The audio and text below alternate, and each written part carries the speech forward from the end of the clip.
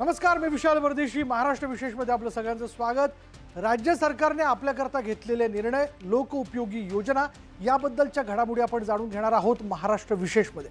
चला सुरुवात करूया. राज्य शासन पूरग्रस्तांच्या पाठीशी खंबीरपणे उभं आहे. शेतकरी, आपत्तीग्रस्त नागरिकांना टंचाईप्रमाणेच सर्व सवलती, उपाययोजना लागू करण्याचा निर्णय मंत्रिमंडळानं घेतला असल्याची माहिती मुख्यमंत्री देवेंद्र फडणवीस यांनी मंत्रिमंडळ बैठकीनंतर दिली. आपत्तीग्रस्त शेतकऱ्यांकडील कर्जाची वसुली थांबवावी असे निर्देशही बँकांना दिल्याचं मुख्यमंत्र्यांनी स्पष्ट केलं. केंद्राच्या मदतीची वाट न पाहता राज्य सरकारने स्वतःच्या निधीतून मदत देण्यास सुरुवात केली आहे. विहीर खचणं, शेतजमीन खरडून जाणं अशा केंद्र सरकारच्या निकषाबाहेर जाऊन झालेल्या नुकसानीवरही राज्य सरकार स्वतंत्र मदत करणार आहे.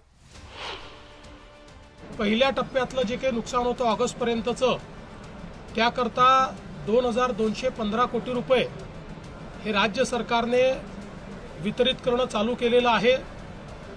KYCचे जे काही अट होती ती शिथिल करून ॲग्रीस्टॅकच्या रेकॉर्डप्रमाणेच हे पैसे देण्याचा आम्ही निर्णय घेतलेला आहे आणि त्या संदर्भातली कारवाई आम्ही सुरू केलेली आहे.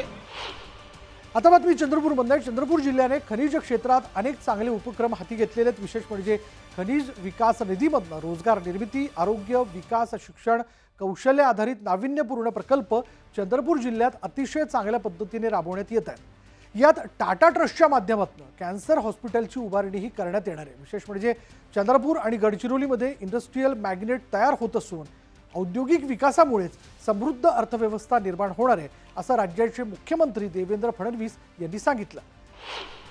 पुढली बातमी अशी की संसर्गजन्य आजार नियंत्रणासाठी विशेष कृती दल तयार करण्यात आले. गोदरेज कन्झ्युमर्स कंपनीने मुख्यमंत्री फडणवीसांच्या आवाहनाला प्रतिसाद दिला.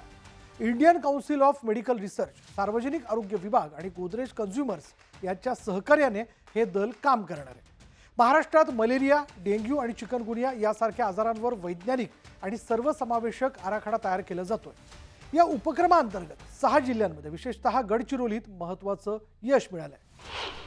पुढली बातमी अशी की छत्रपती शिवाजी महाराजांच्या विचारसरणीने चालणारं हे सामान्य जनतेचं सरकार आहे. समाजाच्या प्रत्येक घटकाच्या हिताचा विचार करणं हेच या सरकारचं धोरण आहे. कैलासवासी अण्णासाहेब पाटील यांनी माथाडी कामगारांचं जीवनमान उंचवण्यासाठी सुरू केलेली चळवळ कोणीही थांबवू शकत नाही. या माथाडी कामगारांचे प्रश्न मार्गी लावण्यासाठी सर्वतोपरी प्रयत्न करू अशी ग्वाही मुख्यमंत्री देवेंद्र फडणवीस यांनी दिली. आता बघूयात, मुख्यमंत्री देवेंद्र फडणवीसांनी यवतमाळमधील अवधूतवाडी पोलीस स्टेशनला भेट दिली. पोलिसांनी सुरू केलेल्या ऑपरेशन प्रस्थान या उपक्रमाची माहिती त्यांनी घेतली.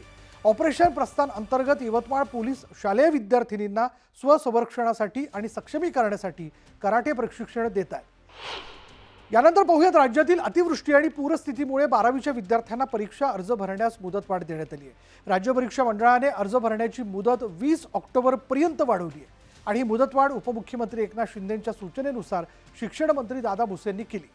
परीक्षेसाठी अर्ज भरण्याची मूळ अंतिम तारीख 30 सप्टेंबर होती. बाह्य पद्धतीने परीक्षा देणाऱ्या विद्यार्थ्यांसाठी अर्ज भरण्याची मुदत 15 ऑक्टोबरपर्यंत वाढवण्यात आली आहे.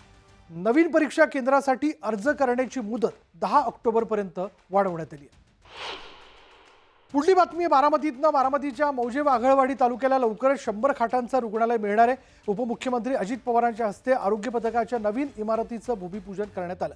पुण्यश्लोक अहिल्यादेवी होळकर शासकीय वैद्यकीय महाविद्यालय यांच्या अखत्यारीतील या आधुनिक हॉस्पिटलसाठी आवश्यक निधी मंजूर झाला असून तब्बल 10 एकर गायरान क्षेत्रामध्ये ही सुविधा उभारली जाणार आहे. आणि आता मुंबईकरांसाठी एक महत्त्वाची बातमी. वांद्रे ते कुर्ला पॉट टॅक्सीचा प्रकल्प देशातील एकमेव असून तो मॉडेल प्रकल्प म्हणून राबवण्यात यावा. या प्रकल्पाच्या कामाला गती देण्याचे निर्देश उपमुख्यमंत्री एकनाथ शिंदे यांनी दिले. उपमुख्यमंत्र्यांच्या निवासस्थानी पॉट टॅक्सी संदर्भात सादरीकरण झालं. परिवहन सेवेचं पुढचं पाऊल म्हणून पॉट टॅक्सी असून BKC ही सेवा महत्त्वाची ठरणार आहे. पुढली बातमी अशी आहे की स्वच्छता ही सेवा 2025 या अभियानांतर्गत स्वच्छोत्सव उपक्रम राबवण्यात येतोय. त्याचाच एक भाग म्हणून उपमुख्यमंत्री एकनाथ शिंदे यांच्या हस्ते, त्याचबरोबर कौशल्य रोजगार उद्योजकता आणि नाविन्यता मंत्री तथा मुंबई उपनगर जिल्ह्याचे सहपालकमंत्री मंगलप्रभात लोढा यांच्या प्रमुख उपस्थितीत सामूहिक श्रमदान करण्यात आलं. आज महाराष्ट्र विशेषमध्ये इथेच थांबणार आहोत. पहा फक्त न्यूज 18 लोकमत.